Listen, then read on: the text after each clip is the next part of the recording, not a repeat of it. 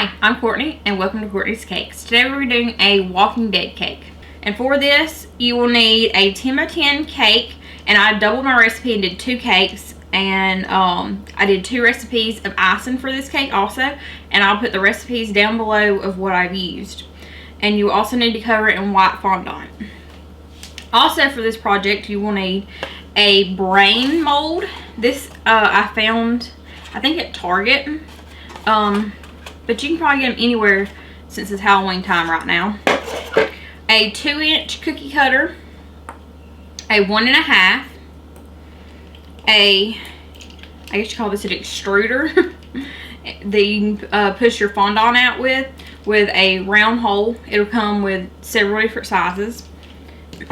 You will need some black fondant, white, orange. You will also need these bamboo wooden dowels. You will need silver luster dust. You will need vanilla extract. You will need some dark Karo syrup, some Hershey's chocolate, cornstarch, black food coloring, brown. You will need clear vanilla extract, red food coloring. I have this little knife here to cut my fondant. It's a little easier than cutting it with a knife, what we're going to be doing. And also, I have a fletching, which goes on an arrow, which we're going to be making Dowels arrows that are going to be sticking out of the cake. And luckily, since this is a hunting household, we have a lot of these. So, but if you don't have this, that's fine. Just make something similar to this shape, and you'll be fine. So, and you will also need a brush to paint on some of our colors. And also for our brain, we're going to need pink melting chocolates with a little bit of our coconut oil. Alright, first we're going to start off with our black fondant. I'm just going to put some powdered sugar there so it doesn't stick. And I'm going to roll it into a long line. And this is going to be Dowels arrow. Alright, we're going to take, and you don't want to, I'm just going to leave a fingertip length at the bottom. That way, I have something to hold on to. And the main thing you want to do is you want to take and you want to run this under water so that your fondant sticks to your stick. I'm going to lay that on there. Put it in just a little bit. Now I'm going to roll it up and fold it over. Leave a little extra, that way you don't short it. Right, now we're going to cut off the excess now that I know that it's completely covered. Try to blend in my seam as best you can. So it kind of looks similar. This is just a little larger, but that's okay. I think they look a little similar. So now we just need our fletchings and our little knock at the end, which we're fixing to do. Now you're going to take your orange fondant and roll it out. And this is why I say do it overnight. That way these can dry and become hard. Because if not, they're just going to be flimsy. So they won't look too good on there. Alright, we're going to take our fletching, and if you don't, that's fine. Take a piece of paper, make you a template of it. Anything will work. So I'm just going to take and I'm going to draw me a line. And for a crossbow, I think the fletchings are a little longer than a regular like compound bow arrow. So I'm going to have to make these a little longer. So I'm going to leave a little room around it. You don't have to get up right up close. And make it just a tad longer.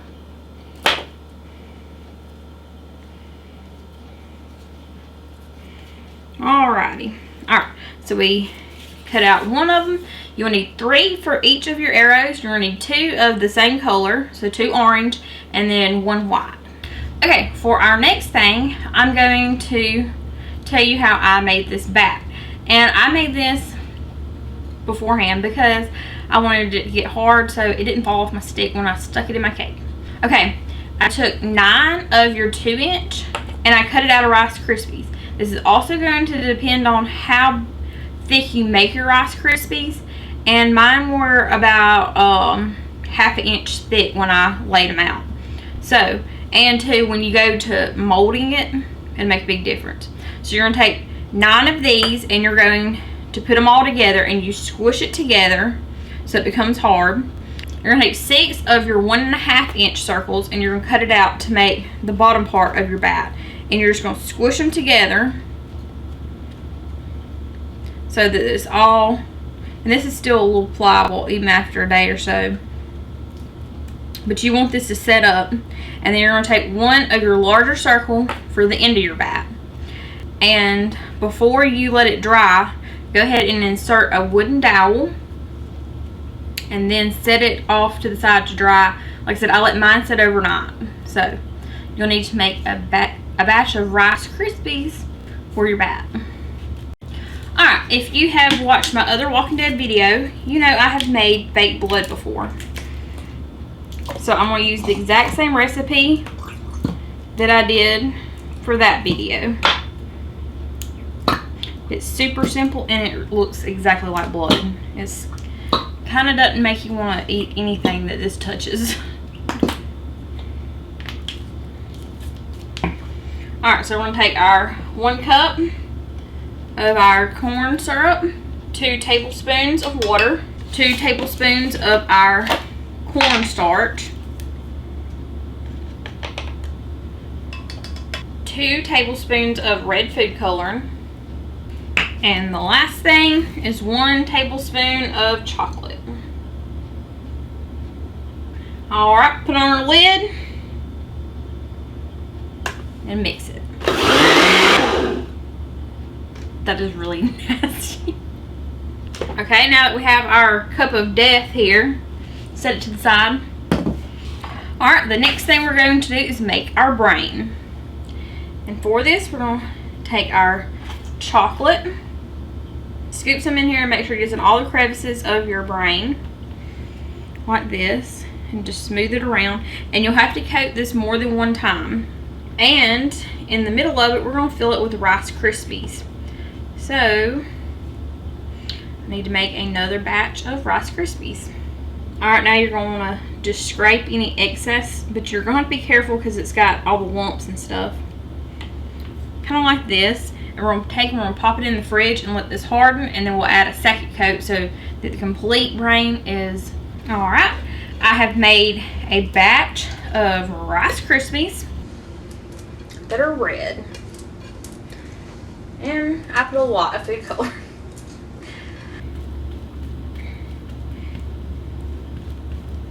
Just take and pat these out, and then we'll cut them in little pieces and stuff them in our brain.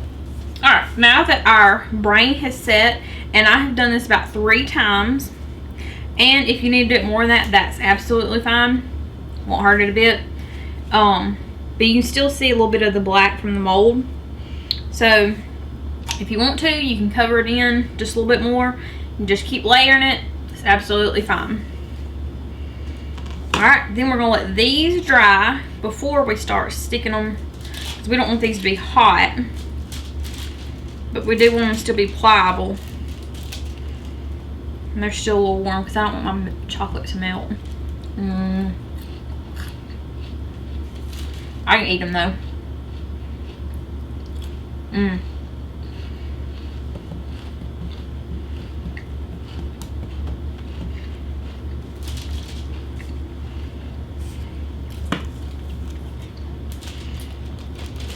Alrighty. And you can butter your hands. That way it doesn't stick to your hands. But I'm not going to, because that way I can just eat it off my hands. Oh. I also have a little Rice Krispie bandit. My son, he's 2. He sees you making Rice Krispies, he comes running. Like I said, these have cooled just a little bit, and it doesn't take very long for them to cool, so don't press too much, that way you don't crack your mold. Alright, we're going to take the rest of our chocolate. We're going to pour it over. Take and spread it out. And a lot of it's going to seep into your corners you got here. And you're probably going to need more than a package of your melting chocolate, depending on how many layers you put of chocolate at the bottom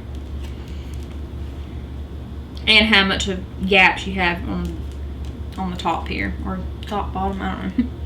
This is the top for now.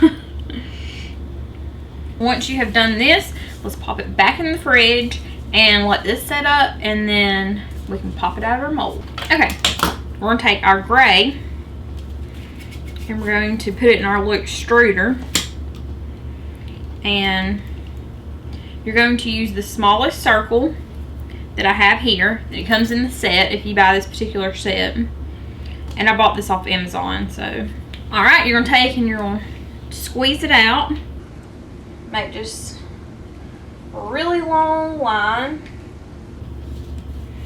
So I'm just going to take and I'm going to leave this off to the side. I'm just going to cut it in small sections. That way we can wrap our bat with it. Alrighty, now we're going to color our bat. Oh, Lucille. So I have I've colored some fondant brown. Take and just lay this over here.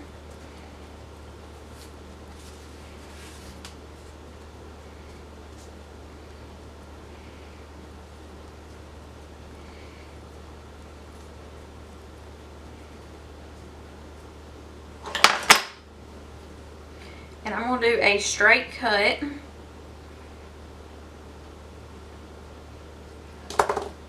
So our seam will be as straight as possible. Just blend her in. So.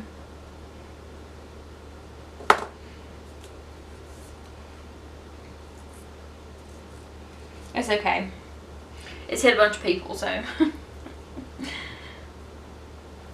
So I wear a few characters down. Show.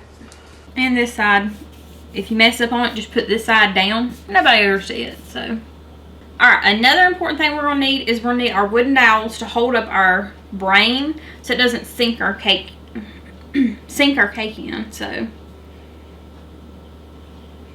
I'll measure that about where I think it's going to be.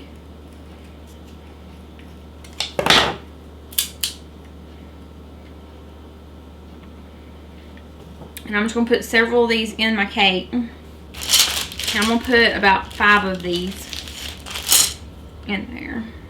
One of our other decorations, we're going to need our silver luster dust.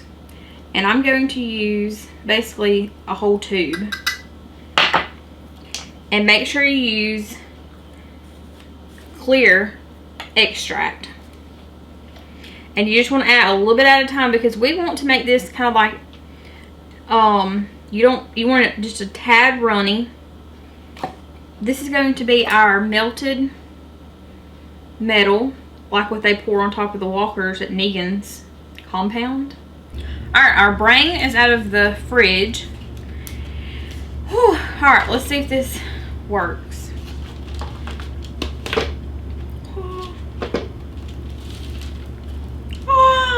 Yes, it did. Thankfully. I was so right. Thought it was not going to come out. Alright, so I'm going to just transfer this right here. Bring our cake back. Alright. Now we're going to take our nice pink brain and set it right where our wooden dowels are. Okay, yes. There's just sometimes you're like, I wonder if it's going to work out. Thankfully it did. Alright, now we're going to do the stuff that's going to go on the bottom on our white cake. I'm just going to drizzle. And the reason I don't have a lot of this is If you ever buy luster dust, you know. And just kind of brush it on. And it'll start running. Try to make it run where I want to. And it'll just start running for you, so there you go. Alright, next is going to be our cake blood. Oh. In my last video, I mean, like, it's pretty rough. You kind of wonder, like, I can't believe I made this. Alright, I'm going to take and I'm going to pour some over our brain and let it run. Oh, Lordy. Like, I really wish, like, there's no way, like, this is just, it's gross. And if you pour this luster dust, like, with the extract on it, it literally beads up and rolls off of your chocolate. So, if you're wondering why I didn't put it on the brain, that is why. And just really, there's no, you don't have to make it look good because it's just splattered.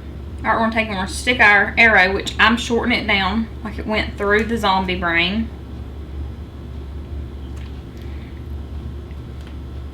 Take and put a little water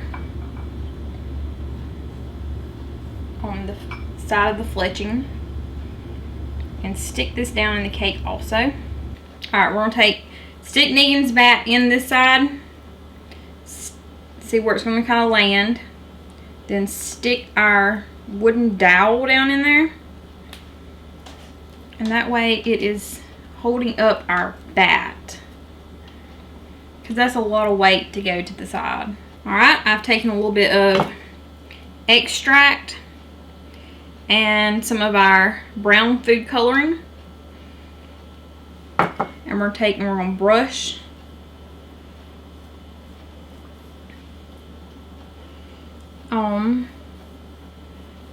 kind of make the bat look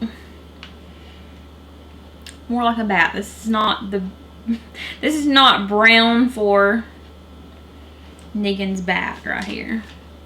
And I did this technique also in my cake for last time that was nothing but Negan's bat. Alright, we're going to take our rope or our barbed wire.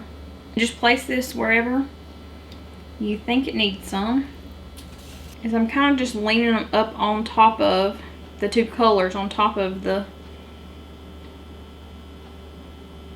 It's like so hard for these to stick. And then I put my white one on the bottom. And there you go, our Walking Dead cake. I hope you enjoyed the video. If you like this one, I also have another Walking Dead cake that I made at the beginning of last season. So you can go view that. I'll put a link down below. I think it's time to cut this cake. Walking Dead style. This is compliments to my brother. Yeah. It's not sharp, so we're good. It probably won't even cut it. If you like the video, make sure you give it a thumbs up and subscribe to the channel. Thanks for watching.